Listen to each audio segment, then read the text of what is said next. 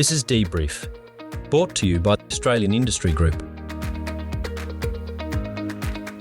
Welcome back to DBrief, the podcast where we explain policy to industry and industry to policymakers. I'm Louise McGrath, Head of Industry Development and Policy at the Australian Industry Group, and today I'm joined by my colleague, Kristian Stratton, who heads up our commercial operations and has deep connections to workforce development right across the country, particularly as head of our Apprentice and Trainee Centre. Kristian, great to have you on. Thanks, Louise. It's great to be here.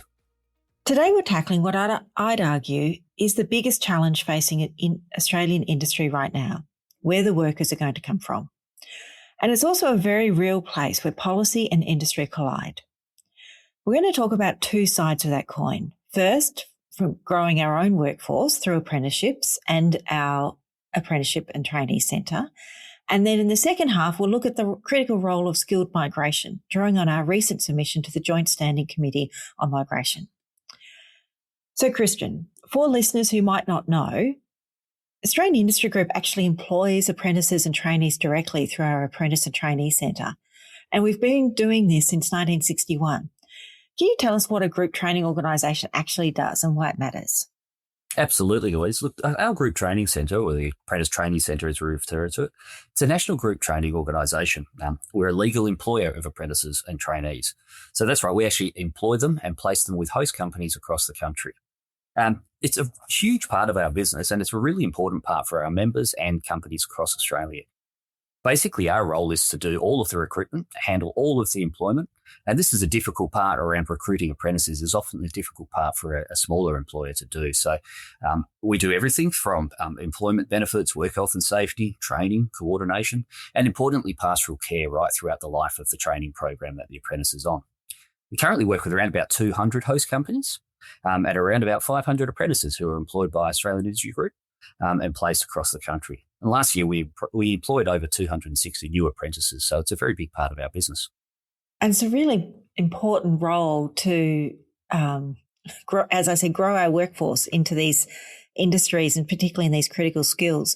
But what sorts of industries and trades are we talking about? Is it just traditional manufacturing, or have you broadened out over the years? Look, it has broadened out over the years, but I think manufacturing has broadened out over the years. Traditionally, we look at where our members are. So over 50% of our hosts are member organisations, and they go back into the engineering and manufacturing trades, as you can imagine. Increasingly in recent times, though, infrastructure, automotive, electrical, all areas that use technology that is linked with manufacturing or skills that are associated with that, we tend to focus on. But as you can imagine, our members face skill shortages across the area and look at training programs across all sorts of areas. So healthcare is an area for us at the moment where we're providing trainees and growing into other sectors. But as you can imagine, core to us is manufacturing and electrical in that space as well. And you talked a bit about the pastoral care. So I think that must be very important, both for the apprentice, their families and the employer. But why would a business, and I know you've got large manufacturers or small regional operators on your books, why do they consider hosting an apprentice through us rather than going it alone? Look, realistically, the process of taking an apprentice is not an easy process to go through the complexities of what training program to be involved in, all of the regulatory and administrative burden attached to that. We take that away. So if you're a small to medium-sized enterprise particularly, it's a very useful path to use a group training organisation.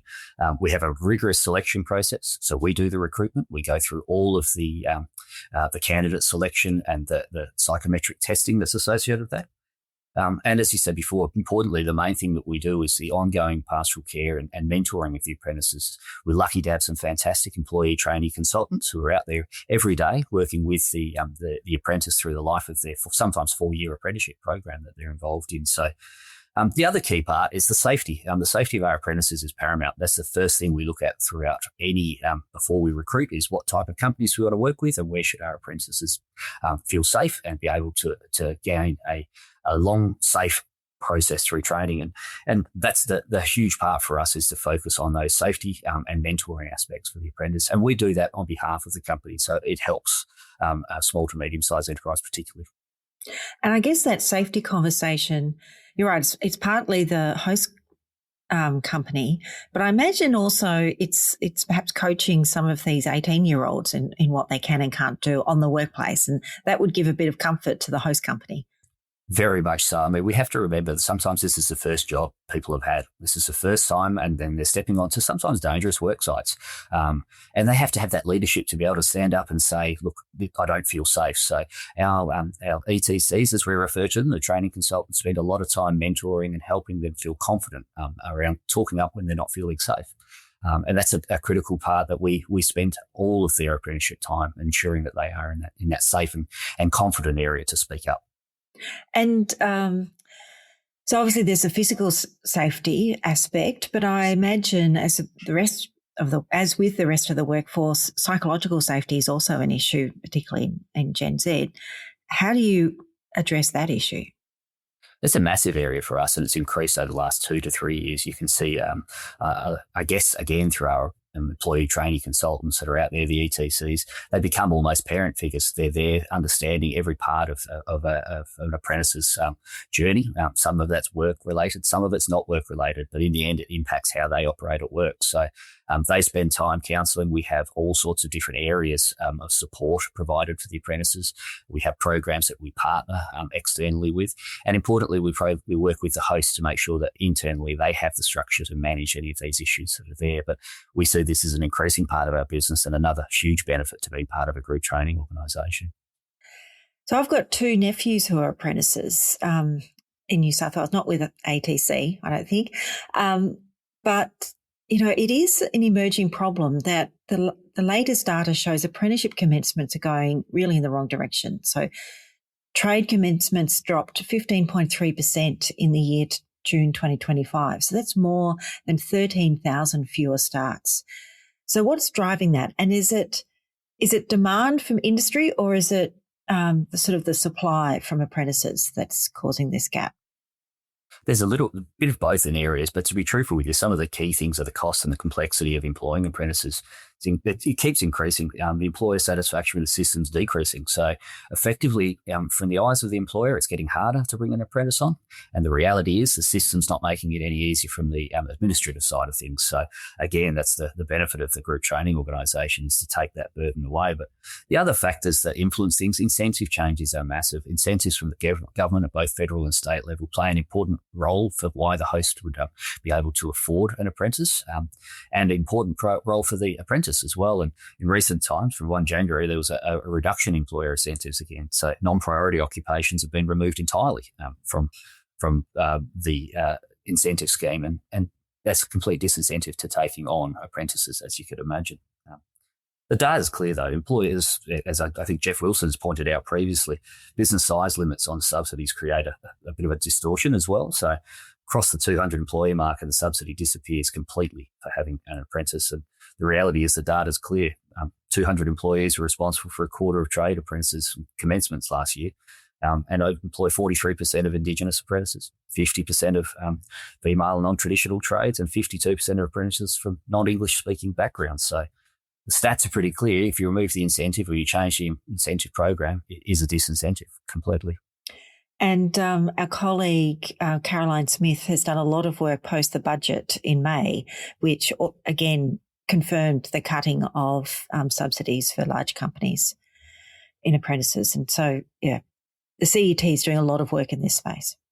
Yeah, we work very closely with the CET because we enable them to have an actual on the ground, this is what's happening with our apprentices and our hosts. So some great case studies that we've been able to and fortunate enough to share with Carolyn and the team to make sure the government can understand how it's actually impacting as well. Now, we've talked about sort of general industry, but, you know, everyone's mind is AUKUS and the role of defence, and it's particularly in this sort of strategic climate we're in at the moment. So I think you've been involved in some pretty interesting work at the intersection of apprentices and defence. What's happening there? Yeah, it's been really exciting. And obviously I'm in West Australia speaking to you today, but that's obviously a prime part for AUKUS and some great programs that the state government and federal government are looking at. Look, defence is crying out for skilled trades, manufacturing, welding, electrical engineering. And there's sort of add-on defence options on top of the programs that will really help. So particularly around welding, using the MEM, or the Manufacturing Engineering Program for trainees at the moment, adding to welding apprentices and upskilling them to be able to create shipbuilding skill sets so they can work on the AUKUS program or the frigates that are being built as well. So we've got a couple of programs, one in South Australia that we've been working on, the Defence Industry Development Grants. And look, there's many projects underway through MISA, industry body for manufacturing, and DUA, who are looking at what's the best way to ensure that we do have those skills for the long-term projects of like AUKUS, yet not forgetting what else is required in manufacturing at the same time. So exciting time, and particularly if you're interested in your career in defence. Now, you mentioned MISA, and I know you have an important role in that. Tell us a bit about what the organisation does, or what it is, and how it contributes to this broader skills conversation.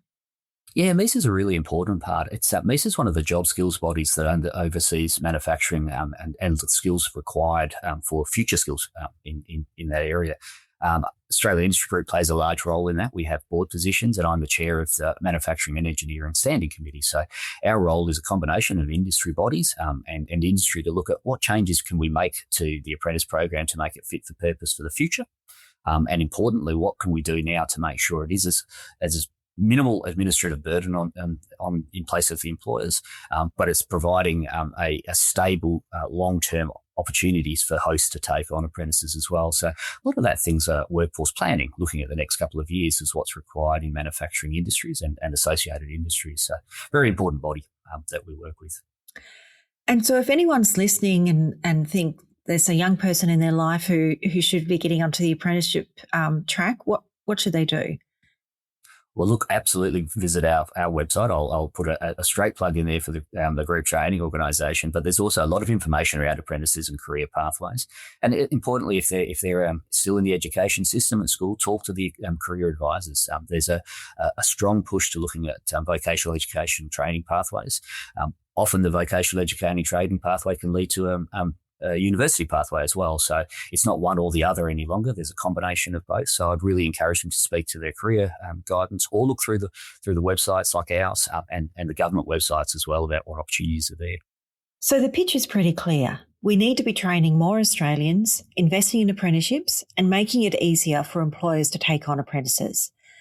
But even if we do all that, it won't be enough on its own to meet the scale of demand. So that brings us to the second piece of the puzzle, skilled migration. We'll take a short break and we'll come back and talk about that. Do you want an apprentice but don't want to do the paperwork, liaise with the TAFE, organise medicals? You don't have to. With the Apprentice and Trainee Centre, we take care of your business, so you can take care of business. The Apprentice and Trainee Centre. Simple, effective and proven. Visit apprentices.australianindustrygroup.com.au and click Employers to find out more. And welcome back.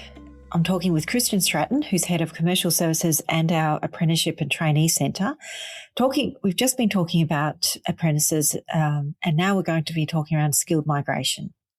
So Australia is fundamentally a migrant nation. Nearly 1 in 4 residents born overseas and 1 in 3 of the workforce are migrants. Since 2000, we've welcomed 3 million permanent migrants, so 59% through the skilled stream. And skilled migration is not the cause of workforce shortages, it's part of the solution, where we have a housing crisis requiring a construction workforce we don't possess and an aged care crisis where demand exceeds supply. So Kristian, I know we consulted with you as we prepared our submission to the skilled migration inquiry. One of the striking things about this submission is just how strong the economic data is. So can you walk us through some of the headline numbers? Yeah, absolutely. In terms of skilled migration, going to your points, we are a migration nation. There's no doubt about that. But skilled migration, the skilled migrants and employment rate is nearly 81% compared to 61% for the general population. So it's a 20% point gap. That's a huge economic change.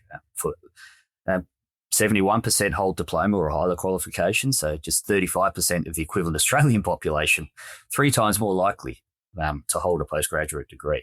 So if you can imagine those roles and the economic contribution they can give to the country is significant. But I think the Treasury modelling shows permanent school migrations contribute around about $198,000 per person to the government's fiscal position over their lifetime. So if you were to take that away, that's a massive hole in the economic budget for Australia. Interestingly enough, also, they use Medicare and PBS benefits at a lower rates over the 10 years after arrival. So the story that perhaps it's a drain on resources is not true. That's not the stats don't measure that at all. And only 7% received unemployment benefits compared to 12.5% for the broader population.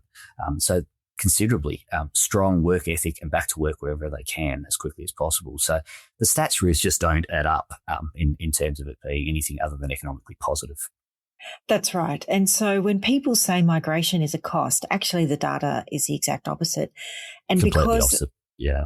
And as we've discussed, there's such a dramatic shortage of skills in so many critical industries that we absolutely need skilled migration to fill in that gap. But what are the key sectors that you're seeing, Kristian, who need sort of the most skilled migrants? Well, let's focus on the big one at the moment, which is construction and housing. It's a major impact of housing shortage in Australia, and that's causing problems right throughout the whole population and across all parts of the country. So if you look at construction and housing, we've committed to 1.2 million new homes by 2029, and Build Skilled estimates we need an additional 117,000 workers beyond the normal channels to deliver that.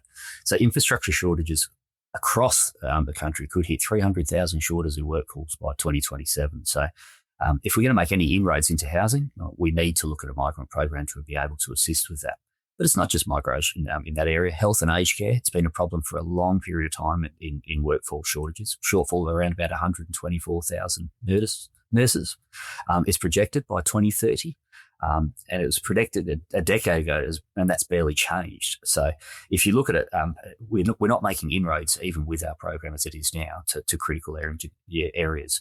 You take that aside, so that's the construction and the healthcare, but even engineering, there's more than 50,000 engineers needed just to get some of the projects up and running that we're going to be involved in.